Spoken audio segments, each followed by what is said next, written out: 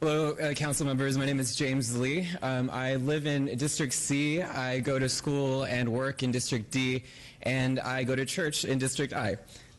So I'm a political science major with a minor in human development and consumer science.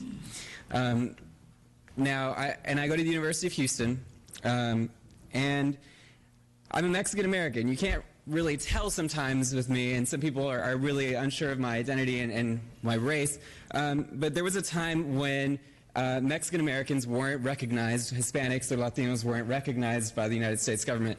They were considered a class that was already recognized by the white category under the 14th Amendment. So there was a time when people were saying, well, that's not necessary. They don't need to be recognized underneath our laws or our policy, when in fact it was true that they needed to be recognized and we needed to be represented. And that didn't change until the 1950s, thanks to a man called Gus Garcia. Now, that law, the laws recognizing Latinos and Hispanics was identified because there was a reason for it. There's a reason for policy against discrimination. As a minor in human development and consumer sciences, a lot of the time we talk about ethics and why they're needed. A policy is put in place in order for you to have a way to handle things once there's an instance that may occur. So this, the fee, the $5,000 fee, I mean, that's a proper way to handle something, an instance that occurs. Now, I do want to mention that the good faith clause, I think, really needs to be removed. I serve the University of Houston Student Government Association, and 2 years ago, we passed a non-discrimination policy that was fully inclusive of gender identity and expression.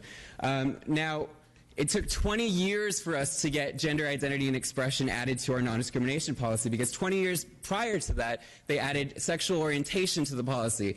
Now, I really want to encourage you to make sure that this ordinance goes all the way and protects transgender individuals, people who don't conform with gender identity or expression that's commonly conformed with. Make sure that that protects those individuals. If students at a university can do it, it surely needs to be done by the city of Houston. Councilmember Gallegos. Thank you, James, for coming out this afternoon. You want to finish your thoughts, please? Sure. So I know also that a lot of people have been mentioning that, you know, I don't discriminate, or I haven't seen discrimination. I believe that everybody deserves to be treated equally, but that's not the same case for everyone who lives in the city of Houston.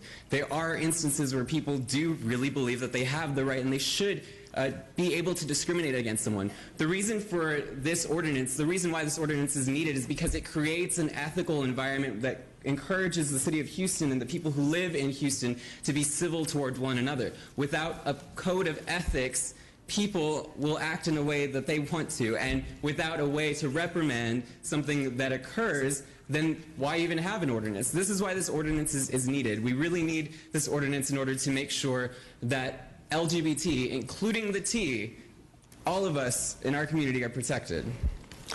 Thank you.